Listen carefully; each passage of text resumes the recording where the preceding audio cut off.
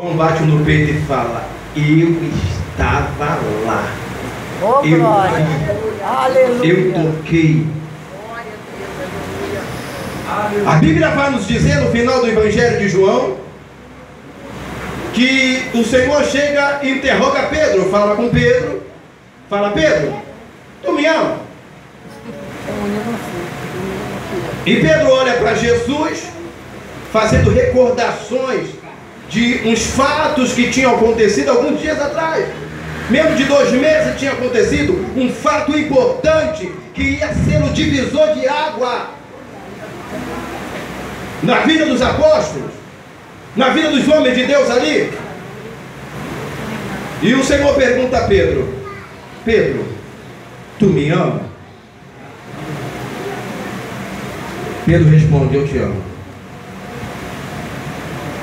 Só que nós vamos ver também, eu quero te ressaltar isso aqui, que o amor que Jesus Cristo perguntou a Pedro era diferente do amor que Pedro estava respondendo. Jesus Cristo perguntou a Pedro com amor ágape, e Pedro estava respondendo a Deus com amor filia.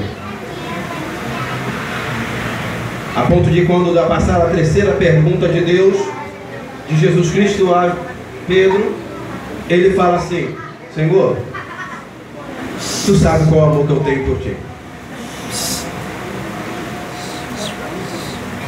Só que no decorrer do texto nós vamos encontrar a preocupação de Pedro com seu amigo, companheiro, chamado João. E Pedro fala assim: Senhor, o que será deste? Jesus Cristo diz para João, para Pedro e João ali: o que importa que ele esteja vivo até a minha vinda? Parafraseando assim. Aí toda a igreja entendeu que o João não iria morrer antes da vinda de Cristo. Só que eles entenderam errado. E o texto vai dizer que eles entenderam errado. Só que o que Jesus Cristo estava falando naquela ocasião era que ele ia ver a glória de Deus. Aleluia. João viu. João viu coisas que Paulo não viu. Paulo não viu o que João viu. E nem conseguiu entender o que João entendeu. A ponto de Paulo falar: eu não tenho palavra para explicar o que eu vi, mas João viu. Deus Santo. Aleluia, Deus Santo. Glória. João escreveu. Glória a Deus, aleluia. E aproximadamente no ano 85 ao ano 90, este velho homem com experiência com Deus é levado a exilado. Aí começa toda a história.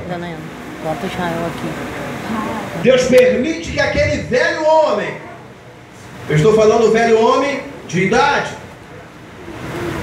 seja afligido a ponto de ser exilado, levado para uma ilha chamada Pátimo.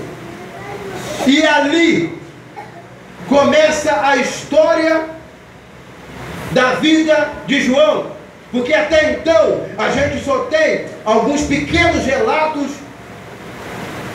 no livro de Atos. Depois a história não se comenta mais de João. Pedro se fala, Tiago se fala, mas João não se comenta mais. E ele fazia parte das 3 colunas da igreja, homem principal da estrutura da igreja. Só que neste período todos os demais apóstolos já tinham morrido.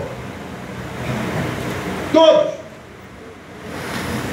Está lá o velhinho João, servindo a Deus com toda a alegria de sua alma, não deixando se abater pela circunstância que ele já passava. E Deus preparou mais uma coisinha para ele: vou te exilar. E sendo exilado, Deus abre para ele, como diz alguns, o leque das revelações divinas. João viu o que ninguém viu e escreveu o que ninguém escreveu. Meu Deus. Aleluia. Aí ele vem escrevendo, segundo a ordem de Deus, para 7 igrejas que estavam situadas na Ásia. O Marlon me perguntou se na igreja da Ásia havia mar ou rio, porque tem um obreiro aqui que falou que toda vez que eu prego sobre mar eu meto cajado. Eu vou ser calmo hoje.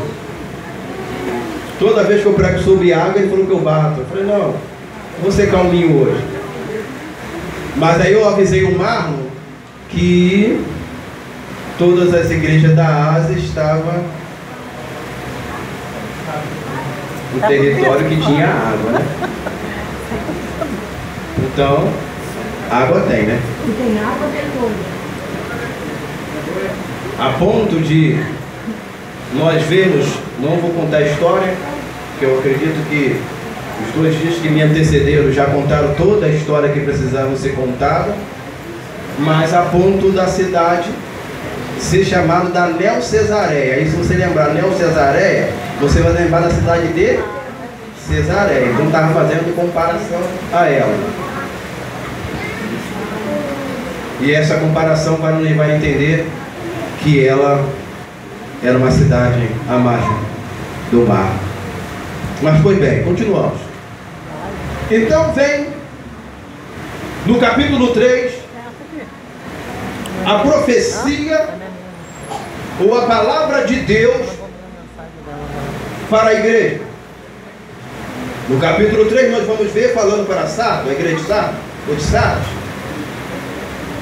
E após o versículo 7, a gente vê a profecia falando para a igreja de Filadélfia. Igreja essa que a Bíblia vai nos dizer que possibilidade para ela não se tinha. Condições aquela igreja não tinha, mas Deus lhe dava. A gente encontra um paralelo e um paradoxo extremamente grande quando a gente olha para a igreja de Laodiceia, que vem após, é a 7ª, e a gente olha para a igreja de Filadélfia. A gente olha para a igreja de Laodiceia, vê uma igreja extremamente rica. A gente olha para a igreja de Filadélfia, vê uma igreja pobre.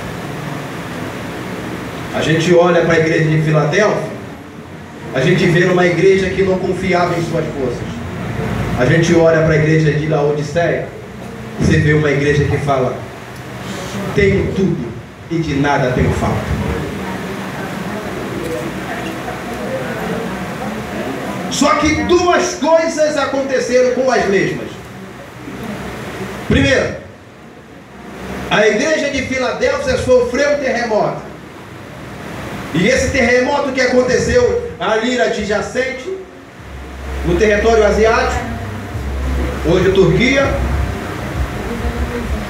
trouxe uma catástrofe grande para algumas da cidade. E Filadélfia não ficou de fora. Laodiceia conseguiu construir sem necessidade de ajuda de ninguém. Não precisamos de ajuda. Filadélfia, Tibério teve que ajudar, por isso Neo-Cesareia. Há pessoas, e eu começo a entrar na mensagem agora,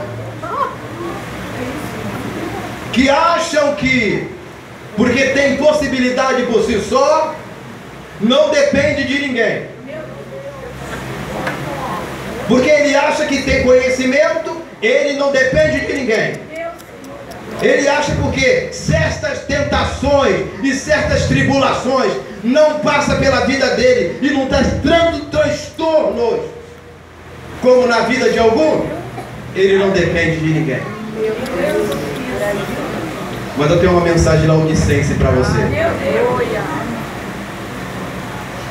Laodiceia falou isso: sou rico, de nada tenho falta.